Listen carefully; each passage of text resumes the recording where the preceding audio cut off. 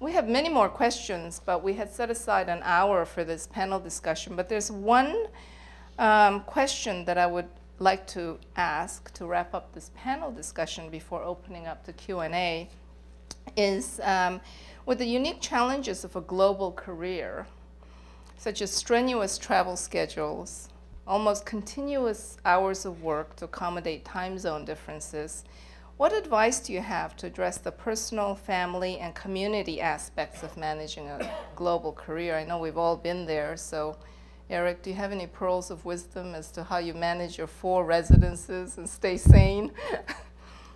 Well, one which I think is essential, and it's a core of everything else, it's sleep. I mean, I think it's important to stress this because as a civilization of entrepreneurs, that's what we are in Silicon Valley, we are chronically sleep deprived. And if you're sleep deprived, lots of bad things happen to you. Your immune system goes to hell. You don't have the energy to go exercise. Your diet is going to slide, and so on. So I think the most challenging thing to master is good sleeping habits, and it's very true. And when you go around the globe, it's very, very difficult to do that. And you have to accommodate. You have to make some investments in a sort of time zone adjustments when you travel. You have to plan your trips intelligently, such that you always go in the same direction.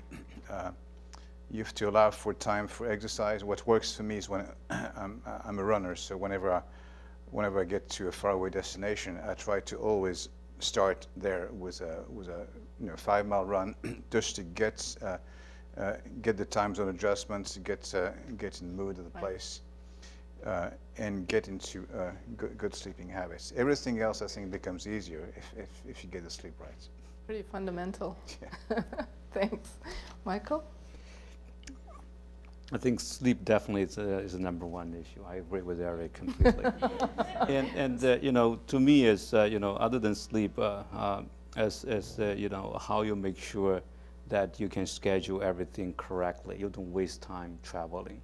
I observed before, if I don't do it correctly, even though I'm taking 12 hours flight going to Asia, I don't really get things accomplished the way I wanted. Because well, I'm ready there, other people may not be ready. So how you can plan ahead and make sure everything is ready. Well, you have to go there. Right? And nowadays, because of the Skype, because of MSN, because of all the video conferencing, traveling is becoming less and less. But still have to be there physically to have the person-to-person touch. So planning is one, and number two is you talk about personal and the community, right?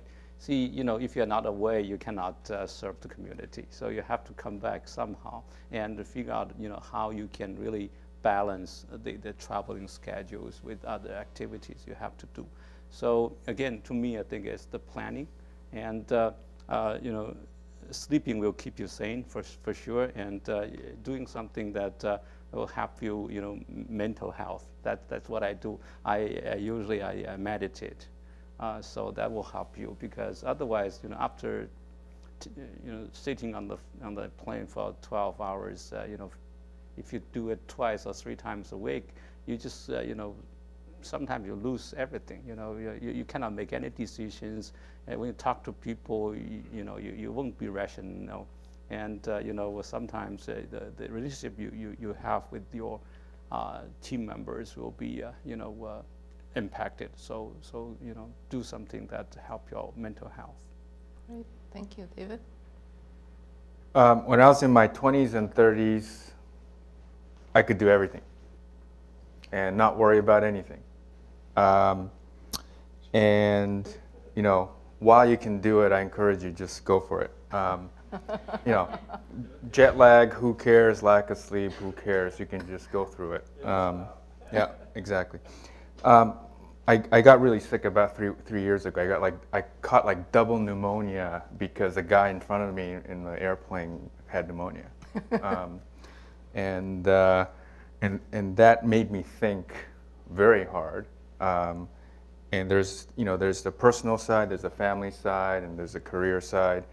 But let me just preface with, you know, now that, you know, I'm kind of past the halfway mark in my life expectancy, sleep is a major issue, and I've discovered Tylenol PM and Ambien, and it's, you know, when you get on a plane, just sleep.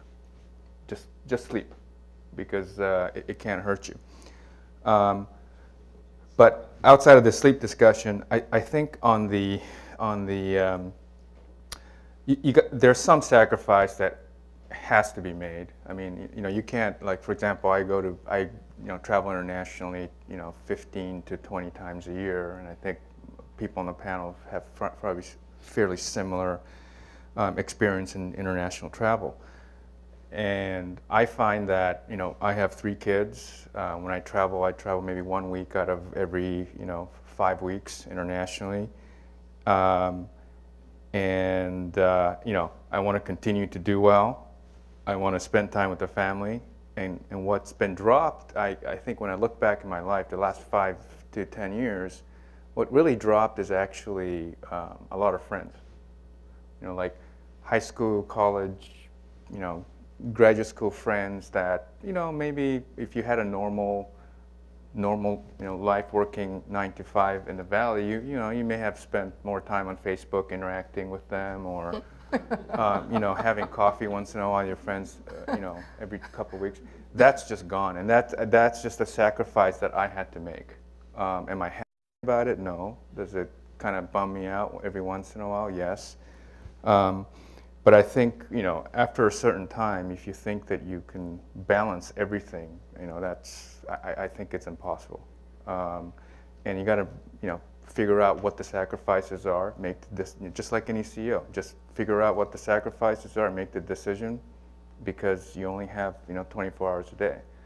And, you know, hopefully I'm not depressing anyone out there by telling you this, but, you know, if you are working on a global basis, is this one of those things? I mean, even when you're working in the U.S., Asia wakes up at, you know, 5 or 6 p.m. You know, you have conference calls at 10 p.m., 11 p.m. all the time. Sometimes you got to wake up at 5 a.m. so it's, you know, before they go to bed, you can talk. And I'm sure in Europe, you know, if you have businesses with Europe, it's the exact opposite.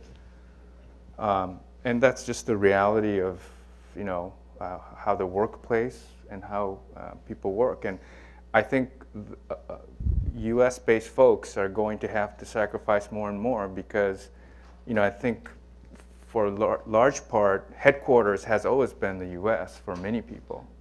That's going to change. You know, headquarters may be, you know, a company in China or a company in Japan or a company in Europe, you know, 10 years from now. And, you know, you're going to have to adjust. And so I think it's just going to get worse, so embrace it. Thank you. Well, I think that with these challenges, the reality of the time zones and all the phone calls coming in and conference calls in the middle of the night and having to jump across, you know, big time zones, it's really important to think about your body, which is sleep, and your mind, which is meditation, and your spirit maybe, which may be your community and your family and your friends. So if we think about it and we really make a concerted effort to maybe try to keep that somewhat in balance over a course of time, that maybe you can have the stamina to withstand the rigors of a successful global career.